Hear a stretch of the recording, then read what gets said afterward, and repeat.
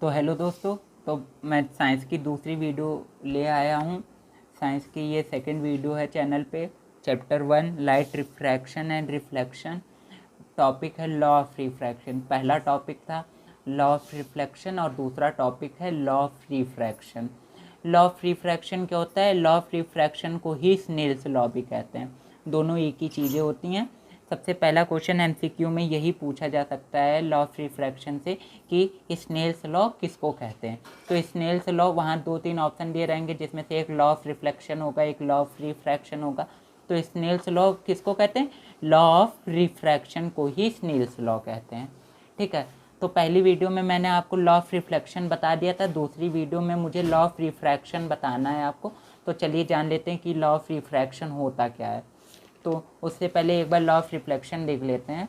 तो देखिए, law of reflection में क्या होता था, एक मिरर यूज़ होता था जिसकी एक साइड पॉलिश्ड होती थी। तो लाइट जो है वो इंसिडेंस करती थी, तो दूसरी डायरेक्शन में वो रिफ्लेक्ट हो जाती थी। लेकिन रिफ्रैक्शन के केस में क्या होता है कि मिरर नहीं लिया जाता, कोई ट्रांसपेरेंट ऑब्जेक्ट लिया जाता है, जैसे कि ग्लास मान लेते हैं हम लोग। तो देखिए, जब लाइट है, एक ट्रांसपेरेंट ग्लास, ठीक है। तो लाइट है, लाइट इस पर जब इंसिडेंट हुई तो लाइट जो है वो रिफ्लेक्ट नीचे की तरफ हो गई, मतलब कि दूसरे मीडियम में चली गई। ये दो मीडियम में बटा हुआ है। देखिए, जहाँ से लाइट इंसिडेंट करेगी उसको रेयरर मीडियम कहते हैं, मीडियम 1 उसी को कहते हैं। और जो जहाँ लाइट रिफ्लेक्ट करेगी उसको डेंसर मीडियम कहते हैं। ठीक है। मान लीजिए कि आप लाइट यहाँ से मारते, मतलब नीचे की तरफ से लाइट ग्लास पे मारते, तो लाइट ऊपर की तरफ रिफ्लेक्ट होती, तो ऊपर डेंसर मीडियम कहते हैं उस केस में।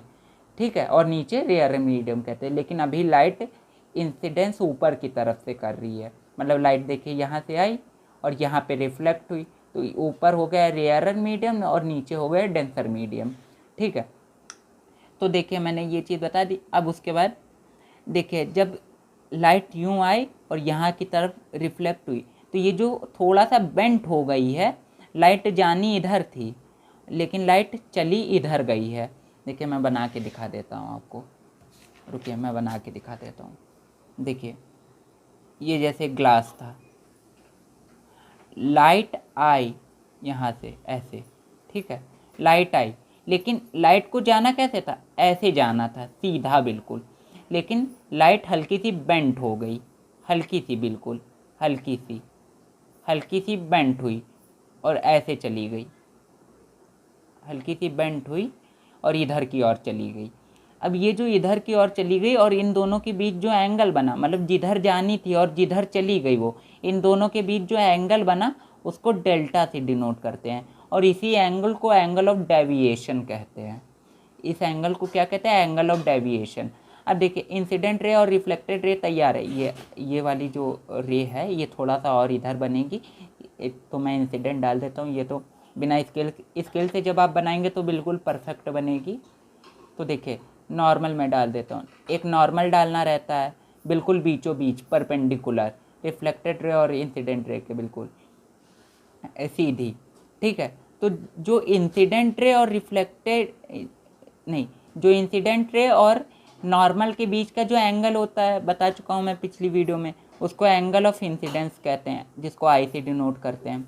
जो नॉर्मल और इसके बीच का, इन दोनों के बीच का जो एंगल होता है उसको आई से डिनोट करते हैं, एंगल ऑफ इंसिडेंस कहते हैं। और जो रिफ्लेक्टेड रे और नॉर्मल के बीच का एंगल होता है उसको आर से डिनोट करते हैं। किसे? आर से डिनोट करते हैं, जिसको एंगल ऑफ रिफ्लेक्शन कहते हैं। ठीक है। अगर वहाँ नया समझ आ रहा हो तो एक और बार मैं बना देता हूँ।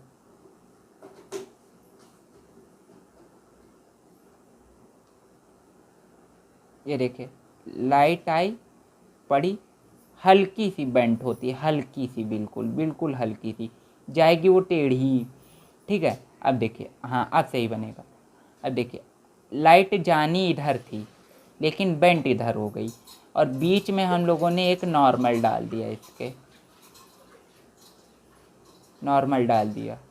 देखिए, पहले लाइट इंसिडेंट रे बनाने, फिर रिफ्लेक्टेड रे और फिर नॉर्मल आपको बनाना है। तो देखिए नॉर्मल और जो इसके इंसिडेंट रे के बीच का जो एंगल होगा उसको एंगल आई कहते हैं, एंगल ऑफ इंसिडेंस कहते हैं, आई से डिनोट करते हैं। और जो नॉर्मल और रिफ्लेक्टेड रे के बीच का एंगल होगा ये वाला नीचे की तरफ, उसको आर से डिनोट करते हैं, उसको एंगल ऑफ रिफ्लेक्शन कहते हैं। और ये जो लाइट बेंट हो गई है, जो लाइट बेंट हो गई और दूसरी तरफ चली जा रही है, उसके बीच के एंगल को एंगल ऑफ डेविएशन कहते हैं, जिसको डेल्टा से डिनोट करते हैं। अभी मैं डेल्टा का फॉर्मूला बता दे रहा हूँ आपको। एंगल ऑफ डेविएशन इसको कहते हैं, ठीक है। तो अब बात आप लोग इतनी सी बात समझ लीजिए, ठीक। और मीडियम वाला तो मैंने बता दिया कि किसको रेयरर मीडियम कहते हैं, किसको डेंसर मीडियम कहते हैं। तो देखिए डेल्टा को एंगल ऑफ डेविएशन कहते हैं। डेल्टा का फॉर्मूला होता है angle of incidence minus angle of reflection, मतलब इन एंगल ऑफ इंसिडेंस और जो है उससे एंगल ऑफ रिफ्लेक्शन को घटा देंगे तो एंगल ऑफ डेविएशन आपका निकल आएगा, ठीक। तो जो आप बात कर लेते हैं जो दोनों लॉ हैं रिफ्रैक्शन के, जिसको स्नेल्स लॉ कहते हैं। तो देखिए पहला लॉ, जिसने पहली वीडियो देखी है लॉ ऑफ रिफ्लेक्शन की, उसके लिए लॉ बिल्कुल मुश्किल नहीं, क्योंकि पहला लॉ लगभग सेम है, लगभग क्या पूरा ही सेम है, बिल्कुल भी चेंज नहीं है। पहले लॉ में क्या बताया गया है, incident ray, reflected ray and normal at the point of incidence all lie in the same plane. मतलब कि जो इंसिडेंट रे, रिफ्लेक्टेड रे और नॉर्मल है वो एक ही इंसिडेंस पे लाई कर रही है, एक ही सेम प्लेन पे लाई कर रही है, जो है इंसिडेंट रे, रिफ्लेक्टेड रे और नॉर्मल, जो तीनों रे हैं। जैसे ये इंसिडेंट रे, रिफ्लेक्टेड रे और ये जो नॉर्मल है, ये एक ही सेम प्लेन पे तो हैं, इसी प्लेन पे है इंसिडेंट रे भी, रिफ्लेक्टेड रे भी और नॉर्मल भी। तो वही बता रहा है ये आपको। यहाँ तक आप समझ गए होंगे पहले लॉ तक। चलिए दूसरा लॉ समझते हैं। तो दूसरा लॉ क्या कहता है, the ratio of sine of angle of incidence and sine of angle of reflection is constant which is known as the refractive index of first medium with respect to second medium. It is represented by mu. तो चलिए इसकी पहली line पढ़ते हैं और फिर उसको फिर से समझते हैं। The ratio of sine of angle of incidence and sign angle of reflection is constant. मतलब कि जो रेशियो होता है किसका, साइन एंगल ऑफ इंसिडेंस का, साइन एंगल ऑफ इंसिडेंस को ऐसे लिखते हैं साइन आई, और साइन एंगल ऑफ रिफ्लेक्शन, इन दोनों का जो रेशियो होता है वो कांस्टेंट होता है। मतलब कि इनकी एक कांस्टेंट वैल्यू निकल आती है, इन दोनों का रेशियो कांस्टेंट के बराबर होता है, ठीक है। अब अगली लाइन समझते हैं, which is known as refractive index. इसी को रिफ्रैक्टिव इंडेक्स भी कहते हैं। और रिफ्रैक्टिव इंडेक्स को डिनोट किससे करते हैं, म्यू से डिनोट करते हैं रिफ्रैक्टिव इंडेक्स को। और रिफ्रैक्टिव इंडेक्स लिखते कैसे हैं, refractive index of first medium with respect to second medium, first medium with respect to second medium. इसको ऐसे कैसे लिखेंगे, देखिए जिसकी रिस्पेक्ट में है वो बाद में, और जिसकी जो रिस्पेक्ट में है उसको यहाँ पे, ठीक है।